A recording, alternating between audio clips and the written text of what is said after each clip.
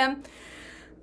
Looking a little ratty today, still recovering from a cross-country trip that was, a whirlwind kind of trip, and left me with a blocked tear duct, so I can't wear my contact lenses now.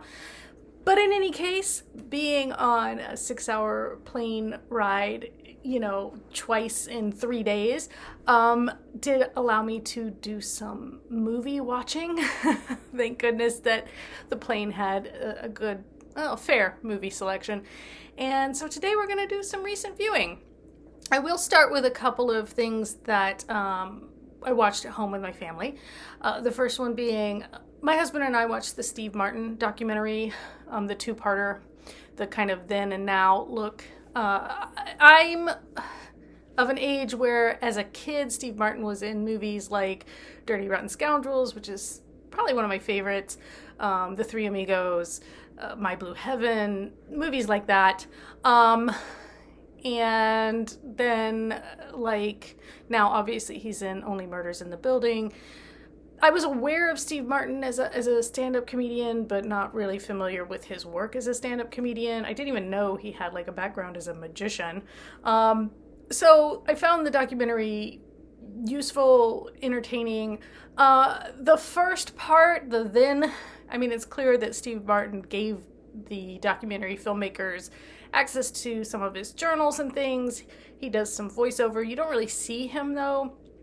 It's more, I don't know, there was something about it that felt less deep than the second part, where we obviously see Steve in his now, iteration, his current self.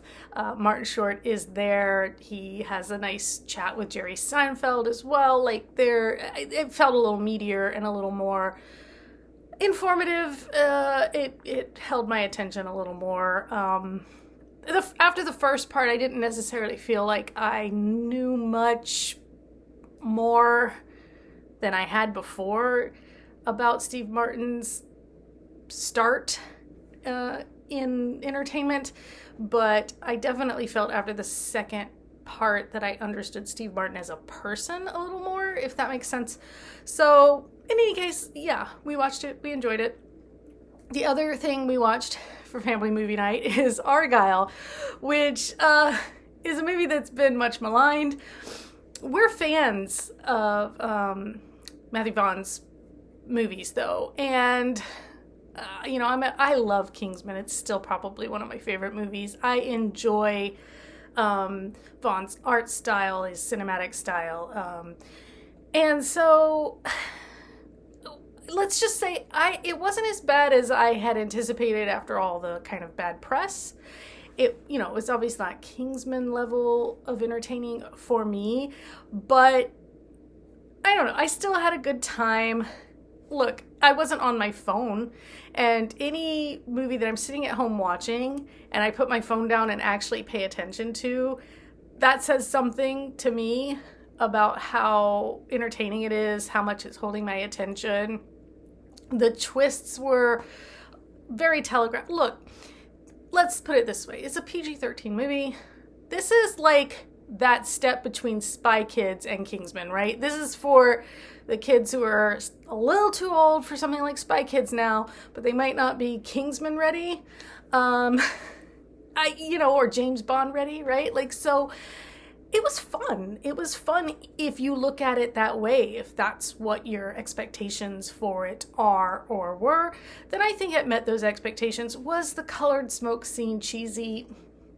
Yeah, but it was still entertaining. And the story was a little weak, maybe. And again, the twists, so to speak, were pretty easy to spot. Anybody who's got maybe some cinema literacy there. But it was still a good time. We still had fun. Then we get to the movies I watched while on the plane. The first one I watched was The Iron Claw. I had wanted to see this since first seeing the trailers last fall, and I kept hearing, oh, it got this terrible kind of late in the year release date, which meant it, wasn't out in time really to be considered for awards, and it should have been considered for awards, and all of that. And I grew up in Texas, but I still did not know anything about these Von Erichs. I'm not a wrestling person, so I didn't really know anything about that family, but I was curious because after the movie came out, you're kind of hearing stories about this family. And so, on the plane, I had time, captive audience, and I liked it. I did not, after kind of all the hype, and even after seeing the trailer, I think had higher expectations for it. It wasn't amazing. I wasn't blown away by this movie. I enjoyed it. And my understanding is, like, they even had to eliminate one of the brothers because it's almost too much information. I don't know. I haven't gone to read the, movie versus historical accuracy Wikipedia write-up or whatever they have. But, and Zac Efron did a good job. But, I mean, I liked it. But I wasn't as wowed as I think I maybe expected to be. And that just goes to show, between Argyle and the Iron Claw, it just goes to show that expectation is what really matters when you're about to watch a movie. Like, if I had had high hopes for Argyle because I hadn't heard any of the, the reviews before seeing it, and I just knew I love Matthew Vaughn, I might have been disappointed. And if I had been like, I don't have any expectations for Iron Claw, and then watched it, I might have been wowed, that's just, we kind of create our own biases there, or we have those biases created by external information. But in any case, it was fine. I didn't hate it. I didn't turn it off, I watched it, and it's kind of long. Like, it was like 2 hours and something. And then after that, in keeping with biopics, I guess, I watched Priscilla. Now, we saw Elvis, back when that was an awards contender a couple years ago. And I didn't actually think much of it. I liked Priscilla more, even if, okay, so we're focused more on Priscilla, obviously. I thought Jacob Elordi did really well with the accent. Like, he managed that incredibly well. There was something about Priscilla where I don't even know the actress's name who was playing Priscilla, but it felt a little bit like a Lindsay Lohan kind of thing. I don't know why, but I was getting Lindsay Lohan vibes from this actress and everything. In any case, I had no real expectations for it. I'm not a Sofia Coppola stan or anything. I don't hate her. I don't like her. I'm kind of indifferent. But I thought it was well done. I was more invested up to the point that she had Lisa Marie, because I felt like everything after her having the baby felt like a speed run. It felt very like highlight reel of okay, and she has the baby, and then she and the baby are kind of living their own life because Elvis is always out doing his thing, and she finally just leaves him. The end. Sorry if there's spoilers if you didn't know that's how it went. So I didn't, after that point, feel like there was a lot of like a lot of meat to the story. I think I would have liked to have seen a little bit more of her disengaging, because he just was never around and never invested anymore. And but other than that, I thought it was well done. It was cinematically pleasant to look at. So yeah, it kind of makes me want to read the book, which it says something when a movie inspires you to go back to the source material. And then on the flight home, I watched Wish, because everybody in my family is just like, No. Like, oh, come on, we want to see the latest Disney movie? No. So, okay, so Wish, if you don't know, is like Disney's big 100th anniversary animated feature. It was supposed to be a big deal. And again, we go back to those high expectations. Okay, first of all, I heard a lot about how terrible the art style was. The art style did not bother me. The kind of pseudo watercolor style, I didn't have a problem with. I'm not some connoisseur of animation, so maybe I'm just easy to please. I didn't have a problem with it. And I'm always here for Chris Pine in any form or fashion. The songs were terrible. The songs were not good, not catchy, not engaging. They didn't, when you're doing a musical, I guess don't ask a pop star for music for a musical is really where we're at. And I mean, I feel bad. I feel bad saying that because I don't know anything about the woman who was kind of the one who they tapped to do this music. But yeah, it just wasn't a good fit, I don't think. I just don't think it was a good fit for a Disney animated feature. And so the vibe wasn't there. And then the story is, I mean, it really isn't fleshed out. Okay, so Asha lives in Rosas. We get this kind of background about King Magnifico. He's kind of got this refugee background where, like, apparently his family was murdered or something. Like, there's stuff that we could have kind of delved into a little more that got kind of just glossed, okay? And at the end of the day, he marries Amaya, his queen. They find this island and found Rosas, which is both the city and the island. I don't know. I mean, they call it the city of Rosas, but like it also is apparently the only like settlement on this island, I guess.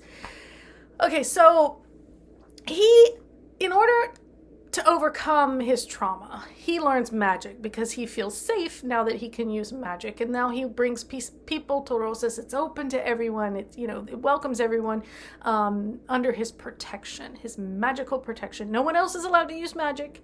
He doesn't feel safe if other people are using magic. Only him.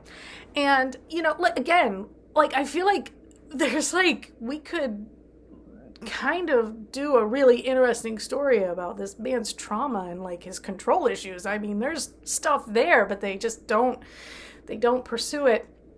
So, Asha's from Rosas, she's 17. Magnifico's magic allows him to grant wishes. So everybody in Rosas, when they're 18, can have this, they can give their wish to Magnifico and he protects it, and someday he may grant it or not, depending on if he thinks it's safe to grant, I guess. But he kind of also catastrophizes things. Like, basically, Asha's grandfather's wish was to be this musician with this great amount of influence over people, but Magnifico sees that as well. But if you influence people, you might cause riots and revolution. And, again, he sees these challenges to his control, and he just is like, no. So I feel like there was stuff in there that could have been something, but it just didn't go anywhere. And it's not clear, when you turn 18, do you have to give Magnifico your wish, or is that just an option for you? Because when you give your wish up, you forget it. It's and then you forget that you ever wanted that thing, and ignorance is bliss, I guess. But so everybody in Rosas is very happy and content because they want things, or they used to want things, but they don't want things anymore. I don't know. Is this a Buddhist thing? When you quit wanting, you anyway, I mean, again, there were so many avenues this movie could have traveled. It did none of them. Instead, Asha's just going randomly to interview for a position as Magnifico's assistant, and she's also kind of really just wanting Magnifico to grant her grandfather's and maybe her mother's wishes. And I think it would have been, again, more interesting if she, was going, like, there to be an apprentice or an assistant, more, like, out of curiosity about how it worked, or maybe she has doubts about giving up her wish and she wants to see how it works, and then, realizes that some of these wishes are never going to be granted. I mean, I don't know how she thinks all these wishes are ever going to be granted if he only does about 14 wish ceremonies a year, like where he grants a wish. Apparently he only grants one wish at a time, and he only does about 14 a year. He's never going to make it through all these wishes. So I don't know how she's surprised that not everybody gets their wish granted. I mean, her grandfather is 100. Like, what were the odds he was going to get his wish granted before he died? Like, it just, I don't know. But it just, I feel like it's weird that she's, like, surprised by this. Anyway, obviously she doesn't get the job because she challenges Magnifico, and he's unhappy about it, and he's like, get out. And all of Asha's friends, she has this, like, group of friends that are basically correlated to the 7 dwarves from, like, Snow White, and, that's fine, I guess.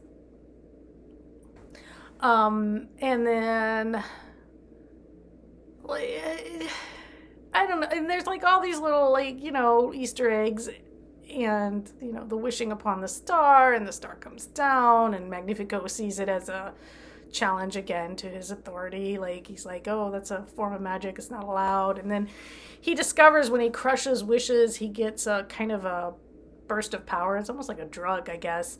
So he starts doing that, but telling people Asha's doing it.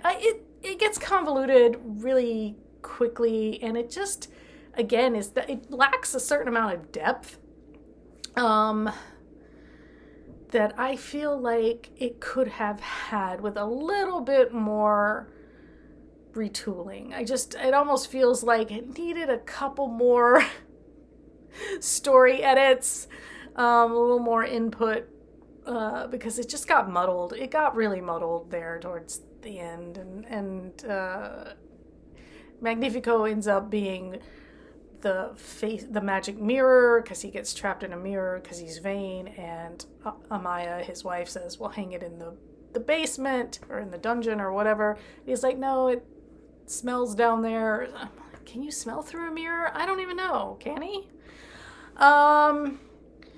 So yeah, and Asha gets an enchanted wand, and she's wearing the kind of lavender cloak with the pink bow that is the fairy godmother's from Cinderella's kind of. Yeah, so it's a whole, oh, look, isn't that, it's like, if you were going to set out to do an origin story of the fairy godmother or of the magic mirror, like, then just own up to it and do that origin story, do those origin stories, do,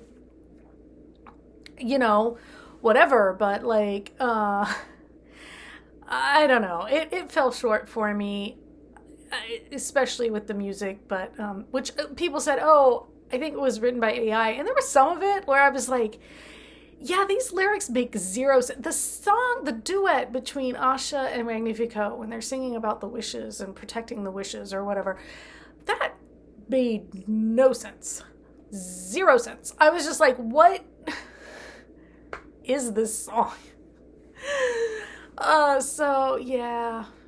Also, like, what's weird is that Magnifico at the beginning, he's almost reasonable, and Asha's, like, the unreasonable one to some extent. And so, I don't know, she's not likable to me. She's not interesting at all.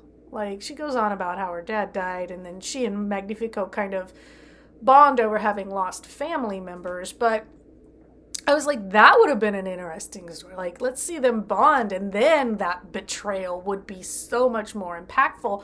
Like, there's just so many different ways this could have been better. I'm not going to sit here and rewrite it, although part of me wants to.